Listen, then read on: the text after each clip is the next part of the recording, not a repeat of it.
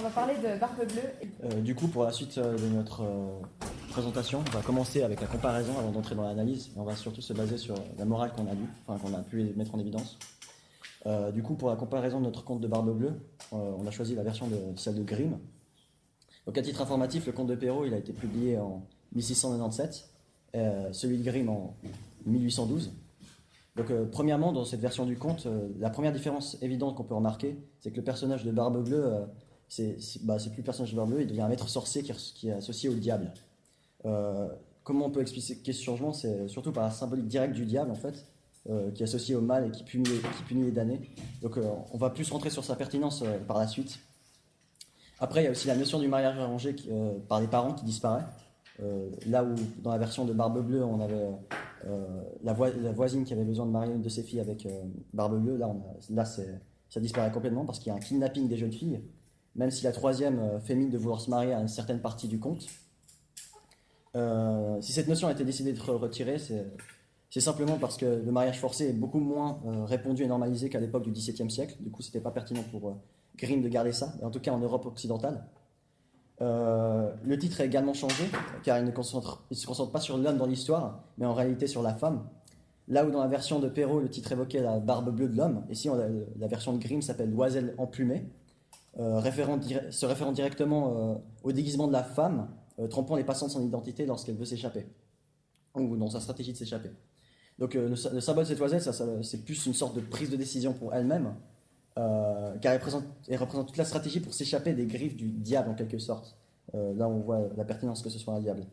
Les invités venant visiter le château questionnent l'oiselle sur son origine et demandent où est la future mariée, et de même pour son mari, alors que dans la version de Perrault, lorsque la femme monte en haut de la tour, elle implore de l'aide venant de l'extérieur, comme on avait vu avec sa sœur Anne et avec les cavaliers qui devaient venir. Mais ici, cependant, celle-ci a organisé son sauvetage au lieu d'implorer celui-ci et d'implorer sa sœur Anne.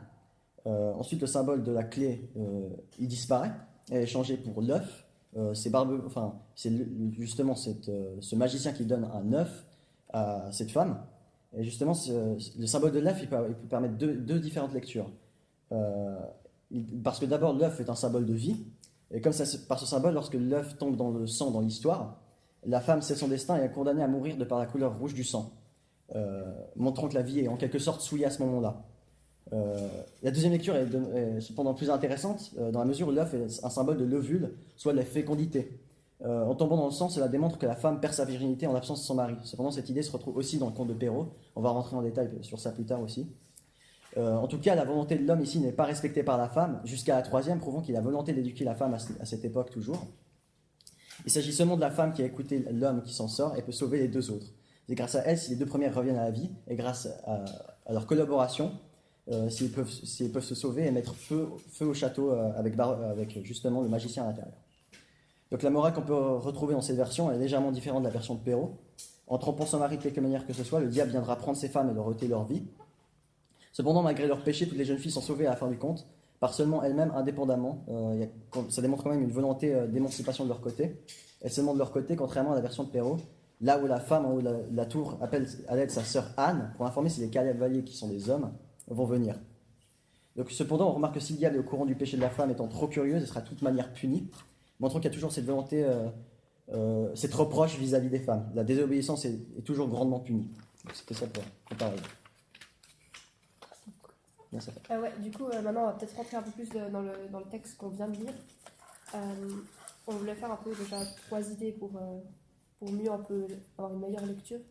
Et du coup, la première idée, c'est qu'on trouvait que le conte, il était à la fois un peu féerique, c'est-à-dire un peu fantastique, et à la fois réaliste. Pour le côté féerique, c'est qu'on retrouve déjà la présence de la barbe bleue, c'est-à-dire que je ne sais pas si vous connaissez beaucoup de monde qui sont des barbes bleues, enfin, peut-être maintenant avec les colorations qu'on peut faire, mais je ne savais pas ça avant, quoi. Et la barbe bleue, c'est plus aussi une image, mais si on le dit à un enfant, il va peut-être plus voir vraiment la barbe bleue qui donne cet aspect féerique, alors que nous, on va peut-être voir qu'est-ce que le bleu représente, c'est-à-dire le bleu peut représenter la vie et à la fois la mort, en même temps un peu la cruauté. Après, il y a aussi la présence de cette clé, on voit très bien que quand elle a commis en guillemets, le péché d'entrer dans la pièce, la clé devient tachée. Et cette clé, ça veut dire que ce n'est pas juste une clé banale comme on a ici chez nous, mais une clé qui va, entre guillemets, traduire ce que la femme a fait, en fait. Et du coup, je trouve que c'est intéressant. Enfin, voilà. Après, il y a aussi l'aspect du château, donc, qui paraît vraiment comme un château parfait. Et ça, on le voit bien quand il y a le mari qui part. La femme, elle est là avec ses amis et il y a vraiment tout qui est parfait. Il parle des belles robes, il parle des pièces, de la richesse. Ça fait un peu vraiment un peu le château de princesse, mais seulement comme, quand il n'est pas là à Barbe Bleue, parce que quand il est là, on voit qu'elles ont peur de venir. Après, il y a justement la partie réaliste. Et ça, c'est parce que ce conte, en fait, le Barbe Bleue, il s'inspire de personnages réels. Par exemple, du roi Henri VIII et ses 6 épouses, c'est-à-dire qu'il avait beaucoup d'épouses parce qu'à chaque fois, il les a liquidées. Et que. Ou parce que. Bah, c'est ça, hein. C'est liquidé parce que, ouais, il ne peut pas leur donner. Enfin, j'ai lu, la première femme, il l'a liquidée parce qu'elle ne pouvait pas lui donner un héritier homme. Enfin, il voulait que son enfant soit un homme. Et tant qu'il avait des filles, bah, ça ne valait pas. Et les autres femmes, il les a liquidées parce que elles lui déplaisaient, apparemment. Et donc, je ne sais pas exactement pour quelle raison, mais on voit très bien qu'il était un peu cruel. Et puis, il en a eu beaucoup quand même. Enfin, après, il y a aussi un autre personnage qui a inspiré ce conte qui est Gilles de Rais. Et lui, c'est un grand sadique. C'est un militaire grand sadique qui aimait tuer beaucoup de monde. Et pas juste tuer, mais tuer dans des conditions assez atroces. Et apparemment, il a bien marqué le siècle. Il y a aussi un troisième personnage que j'ai lu juste avant qui s'appelle Henri Désiré Lantru. Et lui, c'est un tueur en série français. Et il était carrément surnommé Barbe Bleue de Gambet. Alors, c'est intéressant de voir que le mot, enfin, le Barbe Bleue se retrouve dans notre texte. Après, pour aussi l'aspect réaliste, on voit que ce conte est gore et que, comme il est gore, c'est pas tout rose, entre guillemets, et que du coup, les femmes sont égorgées, qu'il y a l'homme qui a la puissance sur les femmes, en fait.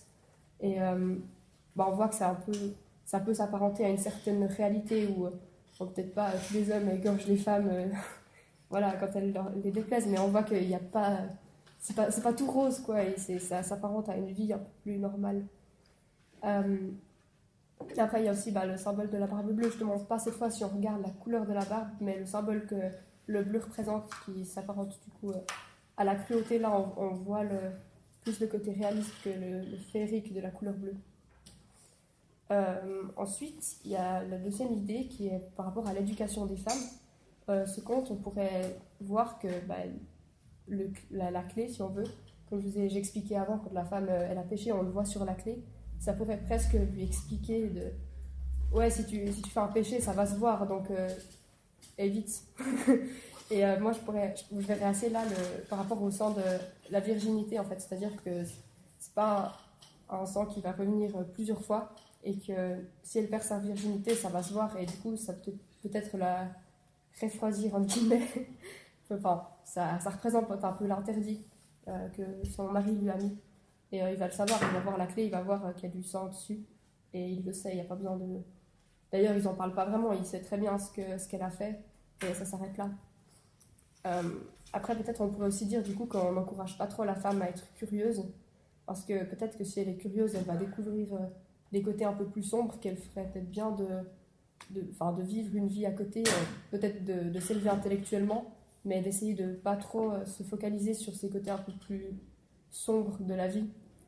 Et après, il y a peut-être une autre moralité qu'on pourrait voir aussi là-dedans, c'est que l'argent, il apporte le confort, peut-être bien parce que quand il n'est pas là, tout se passe bien, mais qu'il n'apporte pas forcément la sécurité. Et ça, on le voit aussi, les femmes, quand elles se marient, on voit au début avec Barbe Bleue, elles ne veulent pas se marier avec parce que on dit qu'il est laid et puis que ces femmes disparaissent. Mais en même temps, après, quand on voit qu'il organise un peu des fêtes et tout, avec son argent et tout, on voit que là, les femmes, elles sont plus intéressées. Et puis, on voit qu'avec l'argent, ça... Voilà. Après, du coup, c'est aussi une comparaison avec la boîte de Pandore, qui pourrait être représentée par la pièce, où on voit la tentation de la femme, et que, en fait, la femme, par son péché, en fait, de rentrer dans la pièce, elle va libérer tous les malheurs. Là, elle va mourir, en l'occurrence, dans notre cause. Et voilà. Donc là, Léane a abordé les messages généraux, et je vais parler du message caché pour les précieuses dans ce conte. Donc, tout d'abord, étant donné que cette histoire, en tout cas la version de Perrault, était contée aux précieuses, c'est en se demandant ce que l'histoire aurait pu leur apporter qu'on va trouver des messages cachés assez intéressants dans sa version du conte. Donc, un premier thème, c'est la prévention, enfin, comment dire, l'explication du mariage forcé, plutôt, et ses différents aspects, aussi sa dangerosité. Ensuite, comme l'a dit Léane tout à l'heure, il y a aussi une question de l'adultère, une prévention. Ensuite, il y a une notion de justice qui est abordée en général. On le voit avec, par exemple, Barbe Bleue qui a commis des meurtres et qui du coup en subit les conséquences puisqu'il meurt à la fin du conte. Et la femme qui a désobéi à son mari et qui, encore une fois, subit des conséquences, c'est qu'elle manque de se faire tuer, même si elle survit à la fin. Et du coup, cette idée que Barbe Bleue est la personne qui meurt et la femme, c'est la personne qui survit, peut faire qu'on se pose la question, mais la justice, elle est pour qui au final? Est-ce qu'elle est pour plutôt la femme ou plutôt pour Barbe Bleue? Ou on peut aussi généraliser la question, et c'est ce que j'ai fait, en abordant l'idée avec le féminisme, où en fait ce serait plutôt est-ce que c'est l'homme qui est en faute ou est-ce que c'est la femme? Donc je l'ai abordé, j'ai tenté, mais en fait ça n'a rien donné parce que, de un, l'époque ne colle pas avec le mouvement. Donc on ne peut pas vraiment parler de la notion de féminisme à cette époque. Il n'y avait pas du tout une histoire de volonté d'indépendance ou d'émancipation. C'était quelque chose qui était totalement hors sujet. Et ensuite, ça a tout simplement été non concluant parce que quand on y réfléchit, l'homme commet des meurtres, il est dans le tort, il subit la justice. La femme commet quelque chose qui est considéré quand même comme un immense tort à l'époque, qui est de désobéir à son mari, et c'est quelque chose d'énorme. Et elle s'en réchappe. Mais du coup, est-ce que l'homme est dans le tort si on suit du point de vue du féminisme? Eh ben, ça voudrait dire que oui. Et on peut dire que oui. Mais dans ce cas-là, comment ça se fait que ce conte soit présenté à des précieuses, des jeunes femmes qui doivent être éduquées, mais sans les pousser à l'émancipation? Pourquoi est-ce que ce serait le mari qui est dans le tort? Ça peut pas être le message. La désobéissance de la femme ne peut pas être le message que Perrault colporte. Alors du coup, si on suit, selon l'époque et la volonté d'instruire les précieuses, on peut aborder la question en se disant que c'est la femme qui est dans le tort, c'est la femme qui a commis une erreur, c'est elle qui a voulu découvrir les secrets de son mari, et c'est son problème. Et comme l'a dit Léane tout à l'heure, ça voudrait dire que le conte dit aux femmes de ne pas être curieuses et de ne pas suivre leur curiosité, leur instinct, et de juste laisser leur mari tranquille, en gros. Mais dans ce cas-là, si c'est vraiment ça le message qui est colporté par le conte, pourquoi est-ce qu'elle survit? Pourquoi est-ce qu'ils n'ont pas voulu rendre la fin du conte encore plus trash, si j'ose dire, pour bien dire ouais, non, ne faites jamais ça? Eh bien, parce que, comme l'a dit encore une fois Léane, ce conte est beaucoup moins édulcoré que les autres. Alors imaginez si Perrault allait raconter une histoire aussi explicite, aussi glauque, à des jeunes filles qui vont être mariées plus tard et qui leur disait ouais, en fait tu fais ça, tu meurs. Ce serait un petit peu violent et puis ça donne pas vraiment envie d'accepter un mariage forcé, déjà que de base c'est pas top. Alors ça pourrait provoquer des réticences, et donc ceci explique cela. Et si elle était morte dans le conte comme dans le petit... Si elle était morte dans ce conte comme dans le conte du Petit Chaperon Rouge, ça n'aurait pas eu forcément le même impact. Étant donné que le Petit Chaperon Rouge, ça se passe dans un univers différent, du coup elles peuvent se projeter, il y a une liberté d'interprétation, alors que là c'est clairement, si dans cette situation tu fais ça, tu vas subir ses conséquences, c'est beaucoup trop violent. Et la version de Grimm se rapproche donc de ce conte, se rapproche d'ailleurs du Petit Chaperon Rouge, parce qu'il n'y a plus ce caractère de réalité brute, où en fait le mariage forcé c'est quelque chose de plus distant à l'époque où les frères Grimm racontent ce conte.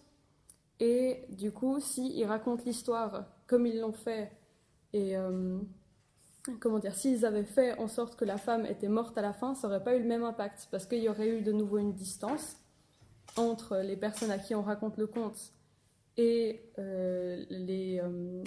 le contexte historique de l'époque de l'écriture de la première version de Perrault.